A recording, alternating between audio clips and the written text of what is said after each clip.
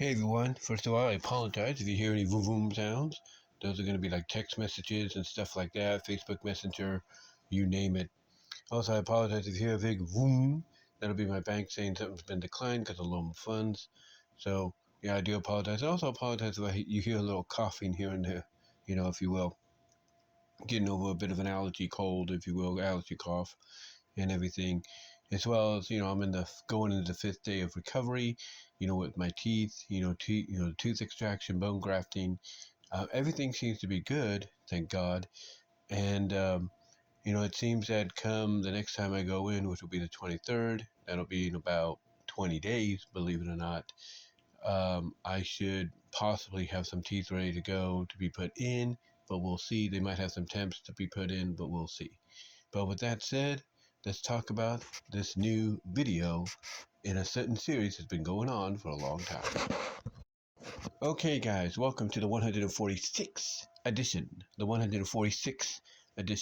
of the Animated Girls Profile Confidential. And here we're going to talk about a character that I thought I had talked about before on the series, but looking at all the episodes, all the characters I've talked about, I'm surprised I never touched upon her, and that is Mira Nova from the Buzz Lightyear of Star Command animated series, which came out in the early 2000s.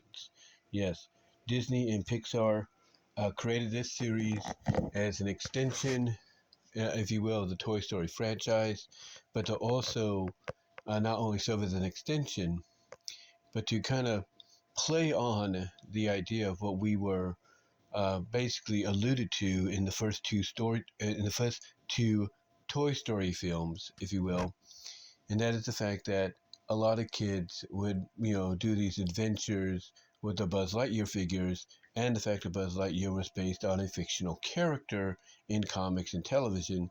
So that's what the series was about. It was basically taking all those stories that were mentioned in the first and second Toy Story films and applying it to animated form, and to expand on the universe of Buzz Lightyear Star Command, in this extension, if you will. They decided to add new characters, basically give Buzz Lightyear a crew, if you will. They gave him a crew, gave him a bit of a backstory as well, excuse me. They gave him a bit of a backstory, if you will, as well as a crew, like I said. And one of those crew members was Mira Nova. That's right, Mira Nova, who, excuse me, Mira Nova, who was who is a princess, believe it or not, because yes, you gotta have a princess in there, princess from another planet, basically joined the Star Command, as a cadet, became a full-fledged member, mainly because of the fact that she wanted to prove her father wrong. Her father, basically, as we would see in later episodes, didn't see his daughter, who is a princess. He didn't see her, taking part in something like this because it wasn't proper for a princess, an heir to the throne, to basically be a soldier in war. He didn't see that, being, something she should do because he felt it was beneath her. Or at least that's the illusion they gave off. So, anyway, though, long story short, Mira became a very beloved character in the series. The movie, which kicked us all off, it was a direct-to-video movie, and it was also seen in, I think, 5 parts, I believe, 5 parts. Correct me if I'm wrong. It's called The Adventure Begins, and again, she became a very popular character. She did have some episodes that was central focused on her, so that was kind of cool. But she was the kind of character that not only became beloved, but she also over the course of the series, would stand up for what she believed in, would stand up to Buzz and kind of even correct him, and prove him wrong about things that he thought he was right about. She would sometimes stand up to XR, who was a sarcastic robot. Well, he didn't actually start out that way, but he became that way when he got repaired. So anyway, basically she would, she could be sassy and everything and stand up for herself, and she was a very skilled fighter. and a very good leader when needed. Essentially, she became the second in command of the crew of herself, which consisted of Buzz, herself, XR, um, and hold on. Said, she became like the second in command to, in the team consisting of herself, Buzz, XR, and Booster. So that was kind of cool to see. However, she did get into some situations which, you look at and you're like, well, she's gonna have to live with that, if you will, especially when XR reminds her, maybe through video and photo, exactly what happened. Because there is one situation where her and Buzz, they get caught by Zurg, and one of Zurg's minions, a scientist, develops a gas, if you will, that basically melts whoever gets in contact with it into a blob, and most importantly, not only melts them down into a blob, melts, if you them, into a blob, a new creature, alien creature with one eye, one tentacle eye, or two tentacle eyes, and a big mouth, and all they go is booga booga or blah blah blah. You know, basically, not only does the gas do that, but if it's in the vicinity of two individuals or multiple individuals, it not only melts them down simultaneously, but it merges them together into one creature. And there's an episode where that happens. It's called The Crawling Flesh, I believe. This happens to both Buzz and Mira. And Mira actually is the first to really start melting down into the blob, or melting down and becoming the blob. And Buzz is like the second to follow.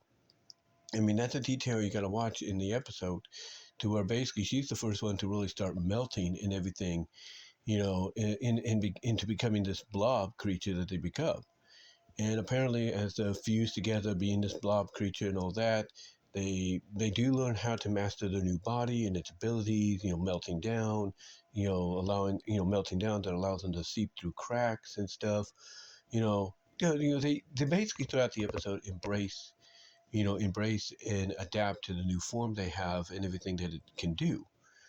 And even Mira, she does this speech and everything to the overall commander, and it's a speech that's very similar to what Buzz would say, and Buzz is surprised. And the one thing she says is, "Well, I guess some of you have seeped over to my side," indicating basically because they're merged into this one creature, that their essence, their personalities will also, in sense, because of the merger, the fusion, the essence from each other will, basically, I guess you could say, become part, or at least flow into and merge onto, the one another, basically. But in the end, they do get the antidote that allows them and everybody else to, return to normal and everything.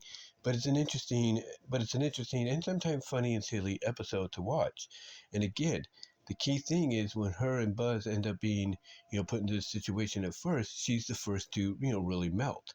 And I bring that up because the next time we see that happen to her is in an episode called De-Evolutionaries.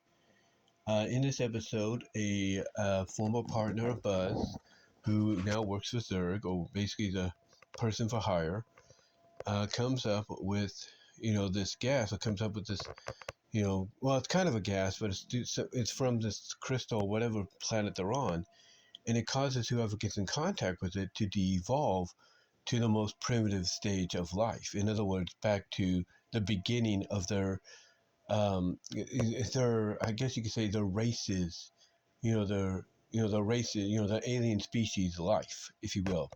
So like with Buzz, when he gets hit with it, he goes back to caveman. When Booster gets hit with it, he goes to becoming a big old dinosaur, because that's how his species started out. Mira, well, Mira ended up basically melting down into a puddle of bubbling goop, bubbling slime, if you will. Because essentially her kind evolved from being just gooey, slimy, gooey, melted puddle amoebas. That's it. Excuse me there. But like I said, Mira, when she gets hit by it, she ends up de-evolving into, basically, she melts, de-evolves, if you will. She ends up melting, de-evolving into a puddle of goop on the ground. And basically it, because again, what this does is it de-evolves you to when your species first started, to like what was the first form and everything. And like I said, for Buzz, it was caveman. For Booster, dinosaur. Mira, her kind evolved from being nothing but, nothing. Her kind, if you will, excuse me. It's early too. I do apologize when I'm recording this. But her kind evolved from being melted, bubbly, slimy amoebas, puddly amoebas, if you will. That's it. And in a way this described by XR, because he's a robot, he's not affected. He actually scoops up a part of her in his finger, going like a big yucky icky thing or something like that, and he basically wipes what he scooped up of the melted now amoeba Mira, if you will, off his thing, and it just goes all over.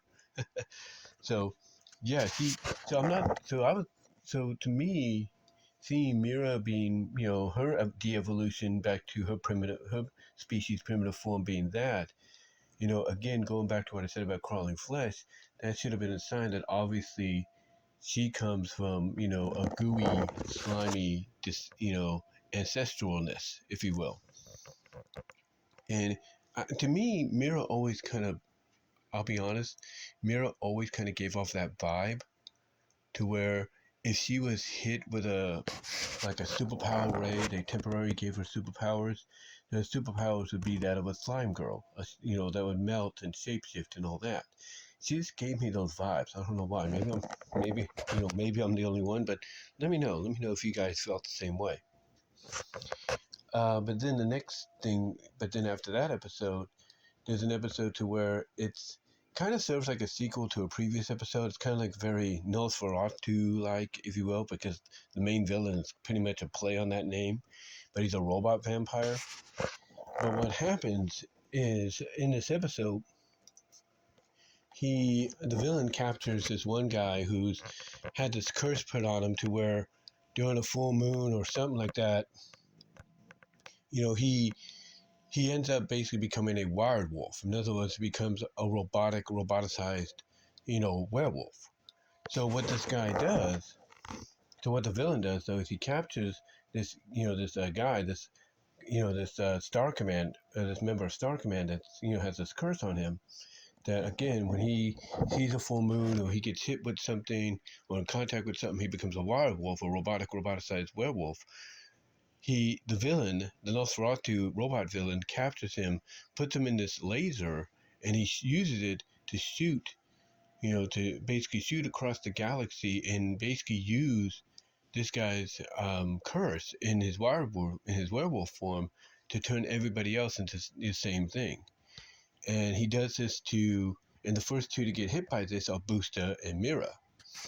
And basically both of them become werewolves and everything. And what's interesting is when they chase after, because again, they're wild wolves, so they don't know. Basically, their minds are trapped. The control is, them having control is trapped, right? So basically, when they're chasing after Buzz and, Buzz and XR, Buzz and XR think they're safe in them for right now. But then all of a sudden you see Mira just sprout wings and everything, and Booster sprout out a mini rocket, and you get to see Buzz going like, I had no idea they can do that. So so it's really interesting to see that part. But it's at the end though, and again, this is what I talk about XR being the kind of character that if they wanted to, I guess if they wanted to do something like an episode where XR would look back on some moments and he would show Mira her moments and everything, I could see this moment being one that he would put in there to where he would show her, because after they come up with a plan to allow themselves to be captured so they can defeat the villain and free their friends, restore them and all that, which they do, um, basically what basically what happens is see Mira and Booster still in the wild wolf forms, thinking, okay, we caught the guys, we're gonna caught, they caught Buzz, they caught XR and all that, and they're gonna bring them back, right? And they're doing this plan because XR is able to talk to his brother, who's another robot that was built originally for Star Command, but went rogue. But then, Buzz and XR was able to help him see the light and see what the, potential future, if not legit future, was going to be for him if he succeeded in capturing them for this vampire guy. So anyway, long story short, they come up with a plan to allow them to be captured so they can defeat the bad guy, restore Mira and Booster and everybody else to normal, which they do. But it's doing this. It's doing this that basically, it's doing this basically that when like I said, the roboticized, I'll put it this way, the roboticized the wild wolf versions of Mira and Booster come back, return to the Nosferatu robot, making it seem like they, making him think that they've succeeded. Basically, what happens is there's this scene, if you will, when Mira's running up to the guy. She goes right up to his side, because again, she's still in her wild wolf form, but then she just sits down and he starts patting her head. It's like he's petting her head, like, okay, good girl, and all that. Just, to me, that's a sign right there. That's something to me that I believe XR would, show her a picture of. Oh, by the way, do I need to remind you that you acted like a dog for this villain, and he petted you like one, he treated you like one, But yeah, she definitely gets herself. But definitely, long story short, she's definitely got herself involved in situations that make you laugh and, kind of think and kind of, speculate and everything as to exactly, why that happened, how that happened. Is that where her, where her race, her kind began and stuff like that. So um, anyway, our neighbors are banging. Our neighbors are blowing out their ears right now with their speakers at 9:51 in the morning on this Saturday. But anyway, long story short, though, like I said, you definitely look at those moments and you really again you kind of think to yourself, man, how could she allow herself to get involved in that kind of stuff, allow herself to do this and that, and also make you speculate, oh, was this, is this where her, species began as, or stuff like that. So overall, again, though, overall, in the end, Mira is, like I said, she's a very good character, highly underrated as a Disney Pixar character. But again, she's part of this extension of the world. She's part of this extension of the Buzz Lightyear world outside of Toy Story. You know, she's just an extension of that. But but extension or not, she became, like I said, a very beloved character. In the end, she became a very beloved character in the end. So, anyway, though, guys, that's all I can say in this 146th edition of the Animated Girls Profile Confidential on Mira Nova from Buzz Lightyear of Star Command. Let me know what your thoughts are, guys. Comment down below, like the video, ring the bell for notification, subscribe to the channel, share the video, click on the links in the description to find my content outside of YouTube, and also check out the Teespring store for merchandise you can't get anywhere else. Also, guys, let me know how you felt about Mira Nova as a character. What were your thoughts about her situation in the crawling flesh? What were your thoughts about her de-evolution form in De-Evolutionaries? And what were your thoughts about her becoming a wild wolf? And then kind of like towards the end of the episode, being treated like a regular animal, if you will, with the villain kind of like petting her, if you will. Let me know what your thoughts are on that. Again, comment down below, like the video, share it, ring the bell for notifications, subscribe to the channel. And until next time, guys, I will talk to you later, but that's going to do it for this 146th edition of the Animated Girls Profile Confidential. I am out.